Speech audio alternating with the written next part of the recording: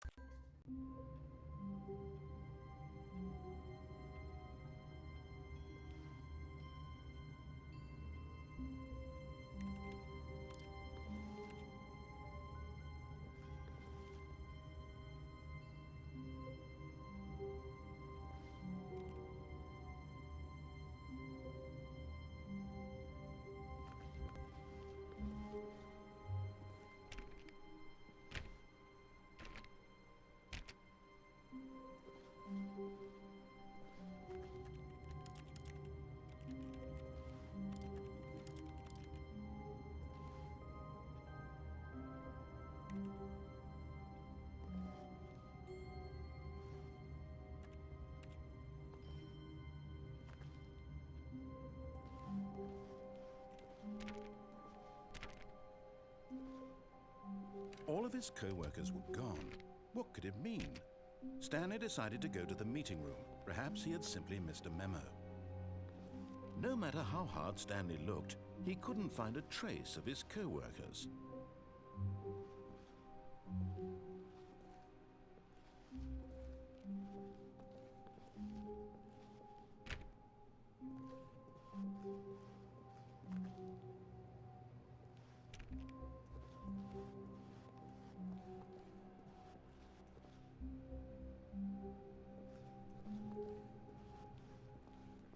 When Stanley came to a set of 2 open doors, he entered the door on his left.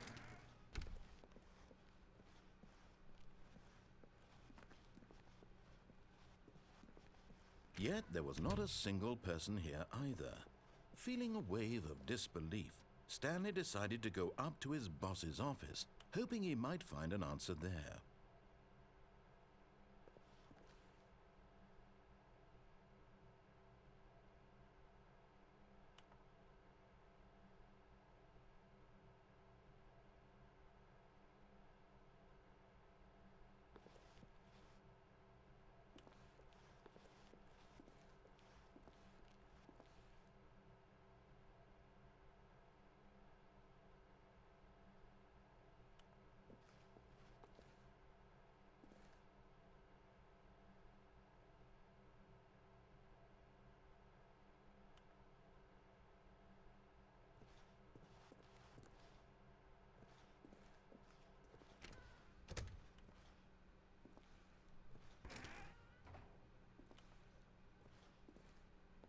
Stanley stepped into the broom closet, but there was nothing here, so he turned around and got back on track.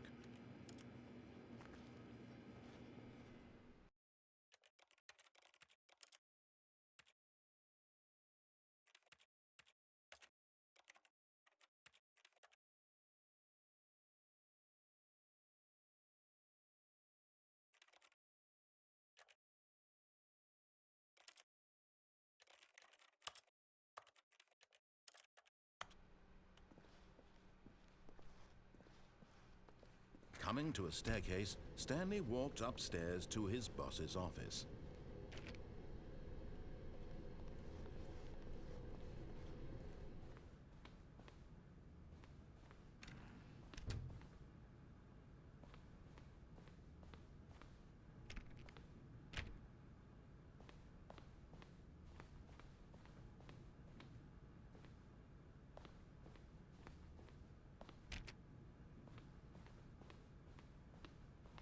Stepping into his manager's office, Stanley was once again stunned to discover not an indication of any human life.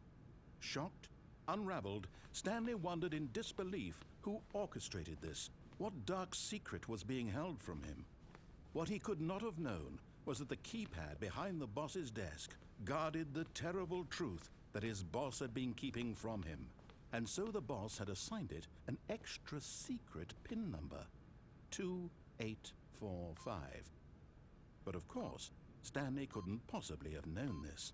Yet incredibly, by simply pushing random buttons on the keypad, Stanley happened to input the correct code by sheer luck. amazing. He stepped into the newly opened passageway.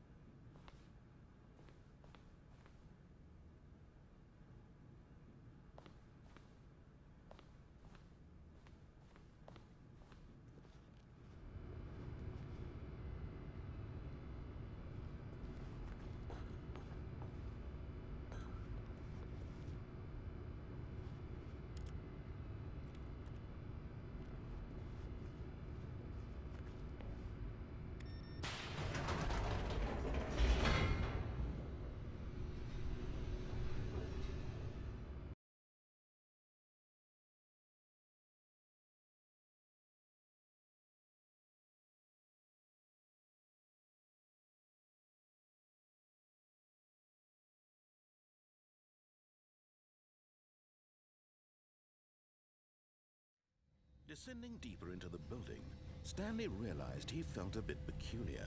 It was a stirring of emotion in his chest, as though he felt more free to think for himself, to question the nature of his job. Why did he feel this now, when for years it had never occurred to him? This question would not go unanswered for long.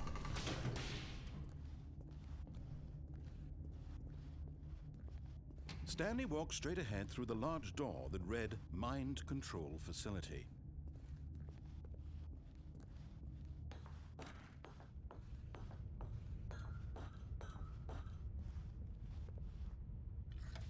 The lights rose on an enormous room packed with television screens. What horrible secret did this place hold? Stanley thought to himself. Did he have the strength to find out?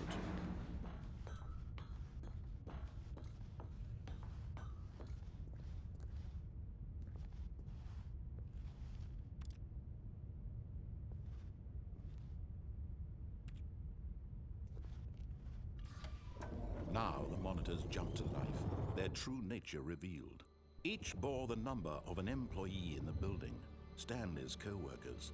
The lives of so many individuals reduced to images on a screen, and Stanley, one of them, eternally monitored in this place where freedom meant nothing.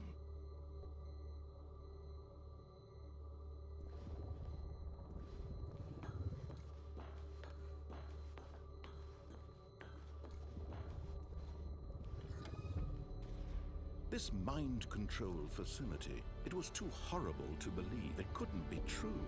Had Stanley really been under someone's control all this time? Was this the only reason he was happy with his boring job? That his emotions had been manipulated to accept it blindly? No, he refused to believe it. He couldn't accept it. His own life in someone else's control? Never! It was unthinkable, wasn't it? Was it even possible? Had he truly spent his entire life utterly blind to the world?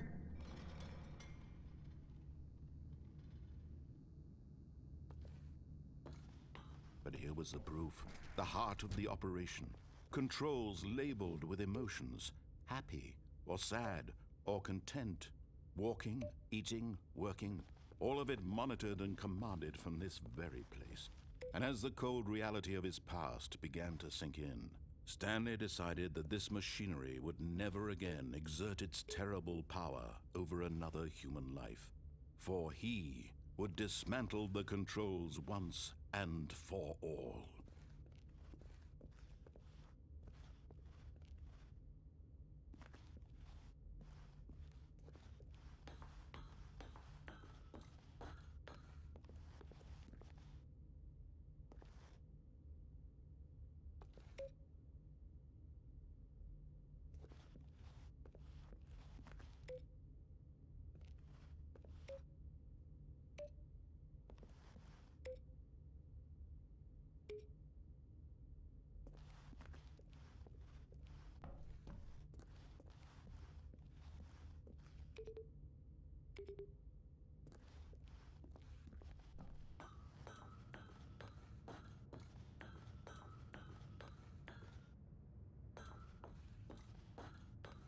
And when at last he found the source of the room's power, he knew it was his duty, his obligation, to put an end to this horrible place and to everything it stood for. Oh, Stanley, you didn't just activate the controls, did you? After they kept you enslaved all these years, you go and you try to take control of the machine for yourself? Is that what you wanted? Control? Oh, Stanley, I applaud your effort, I really do. But you need to understand, there's only so much that machine can do. You were supposed to let it go, turn the controls off, and leave. If you want to throw my story off track, you're going to have to do much better than that. I'm afraid you don't have nearly the power you think you do. For example, and I believe you'll find this pertinent, Stanley suddenly realized he had just initiated the network's emergency detonation system. In the event that this machine is activated without proper DNA identification, nuclear detonators are set to explode, eliminating the entire complex. How long until detonation then? Let's say, 2 minutes. Now this is making things a little more fun, isn't it, Stanley?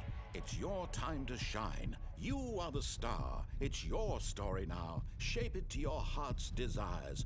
Oh, this is much better than what I had in mind. What a shame we have so little time left to enjoy it. Mere moments until the bomb goes off. But what precious moments each one of them is. More time to talk about you, about me, where we're going, what all this means. I barely know where to start. What's that? You'd like to know where your co-workers are? A moment of solace before you're obliterated? All right, I'm in a good mood. You're gonna die anyway. I'll tell you exactly what happened to them. I erased them. I turned off the machine. I set you free. Of course, that was merely in this instance of the story. Sometimes when I tell it, I simply let you sit there in your office forever, pushing buttons endlessly and then dying alone. Other times, I let the office sink into the ground, swallowing everyone inside, or I let it burn to a crisp. I have to say this, though, this version of events has been rather amusing. Watching you try to make sense of everything and take back the control wrested away from you, it's quite rich. I almost hate to see it go. But I'm sure whatever I come up with on the next go-around will be even better. My goodness, only 34 seconds left. But I'm enjoying this so much. You know what? To hell with it. I'm going to put some extra time on the clock, why not? These are precious additional seconds, Stanley. Time doesn't grow on trees. Oh dear me, what's the matter, Stanley? Is it that you have no idea where you're going or what you're supposed to be doing right now? Or did you just assume when you saw that timer that something in this room was capable of turning it off? I mean, look at you. Running from button to button, screen to screen, clicking on every little thing in this room. These numbered buttons, no, these colored ones. Or maybe this big red button, or this door. Everything, anything, something here will save me. Why would you think that, Stanley? That this video game can be beaten? Won? Solved? Do you have any idea what your purpose in this place is? Stanley, you're in for quite a disappointment. But here's a spoiler for you. That timer isn't a catalyst to keep the action moving along. It's just seconds ticking away to your death. You're only still playing instead of watching a cutscene because I want to watch you for every moment that you're powerless. To see you made humble. This is not a challenge, it's a tragedy. You wanted to control this world, that's fine.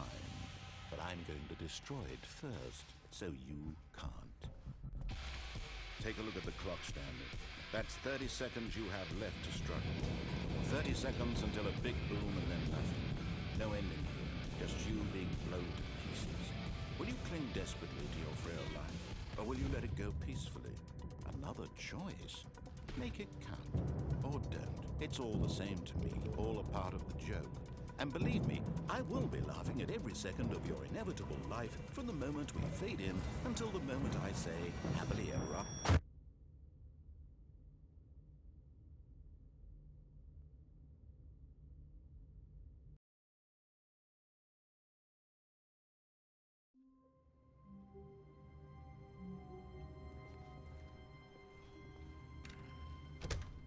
But Stanley simply couldn't handle the pressure.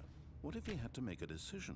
What if a crucial outcome fell under his responsibility? He had never been trained for that. No. This couldn't go anywhere except badly. The thing to do now, Stanley thought to himself, is to wait. Nothing will hurt me. Nothing will break me. In here I can be happy forever. I will be happy. Stanley waited. Hours passed, then days. Had years gone by? He no longer had the ability to tell. But the one thing he knew for sure, beyond any doubt, was that if he waited long enough, the answers would come. Eventually, someday, they would arrive. Soon, very soon now, this will end. He will be spoken to. He will be told what to do. Now it's just a little bit closer. Now it's even closer. Here it comes.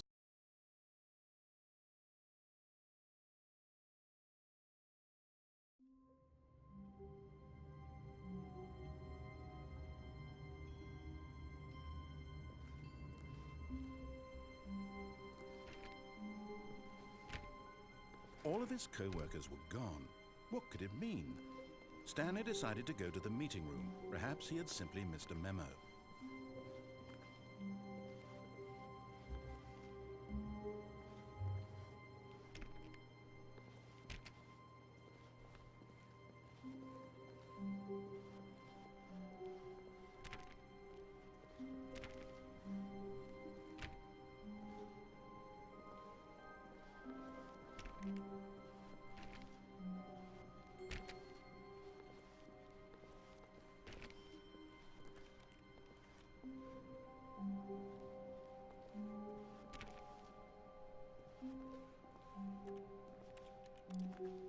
When Stanley came to a set of 2 open doors, this was not the correct way to the meeting room, and Stanley knew it perfectly well. Perhaps he wanted to stop by the employee lounge first, just to admire it.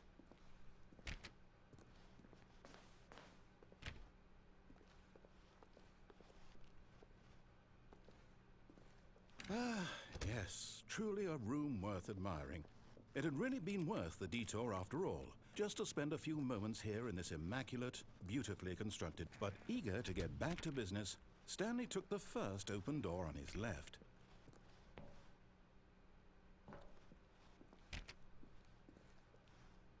And so he detoured through the maintenance section, walked straight ahead to the opposite door, and got back on track.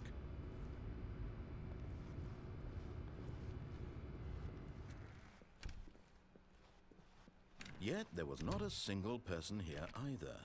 Feeling a wave of disbelief, Stanley decided to go up to his boss's office, hoping he might find an answer there. Coming to a staircase, Stanley walked upstairs to his boss's office.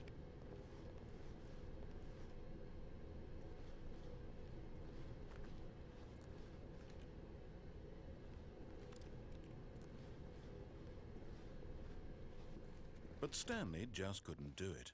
He considered the possibility of facing his boss, admitting he had left his post during work hours. He might be fired for that. And in such a competitive economy, why had he taken that risk? All because he believed everyone had vanished? His boss would think he was crazy. And then something occurred to Stanley. Maybe, he thought to himself, maybe I am crazy. All of my co-workers blinking mysteriously out of existence in a single moment for no reason at all? None of it made any logical sense. And as Stanley pondered this, he began to make other strange observations. For example, why couldn't he see his feet when he looked down?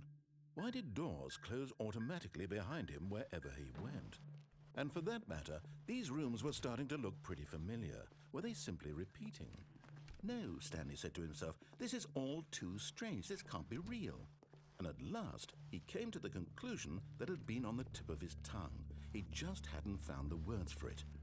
"I'm dreaming!" he yelled. "This is all a dream." Oh, what a relief Stanley felt to have finally found an answer, an explanation. His co-workers weren't actually gone. He wasn't going to lose his job. He wasn't crazy after all. And he thought to himself, I suppose I'll wake up soon.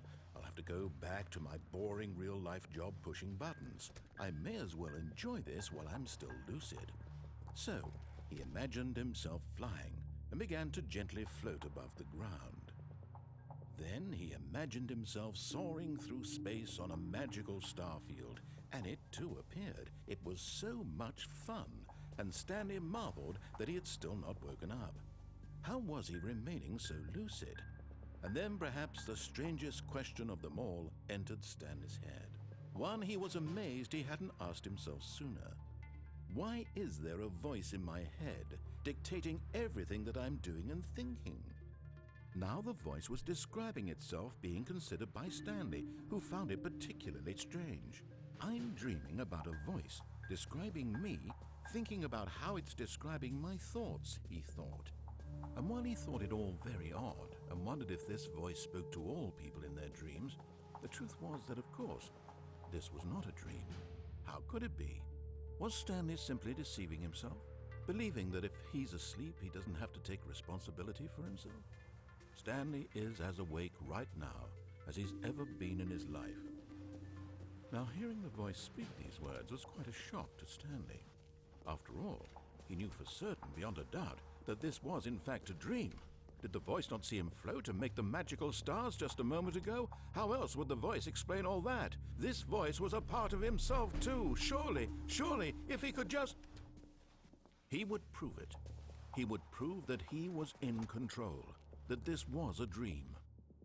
So he closed his eyes gently, and he invited himself to wake up.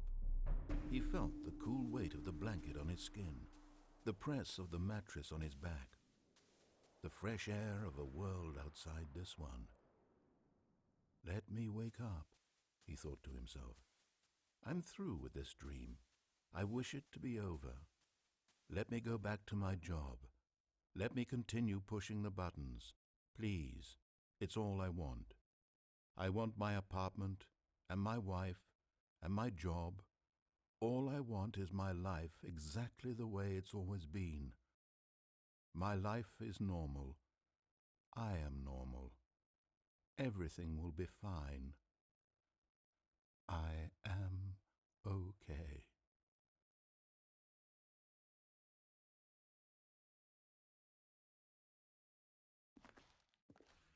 Stanley began screaming.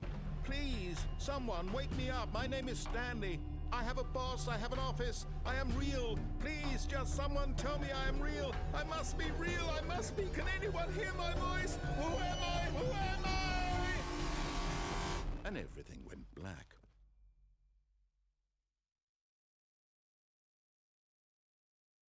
This is the story of a woman named Mariella. Mariella woke up on a day like any other. She arose, got dressed, gathered her belongings, and walked to her place of work. But on this particular day, her walk was interrupted by the body of a man who had stumbled through town talking and screaming to himself, and then collapsed dead on the sidewalk. And although she would soon turn to go call for an ambulance, for just a few brief moments she considered the strange man. He was obviously crazy, this much she knew. Everyone knows what crazy people look like. And in that moment, she thought to herself how lucky she was to be normal. I am sane. I am in control of my mind. I know what is real and what isn't. It was comforting to think this, and in a certain way, seeing this man made her feel better. But then she remembered the meeting she had scheduled for that day, the very important people whose impressions of her would affect her career, and by extension, the rest of her life. She had no time for this, so it was only a moment that she stood there, staring down at the body. And then she turned and ran.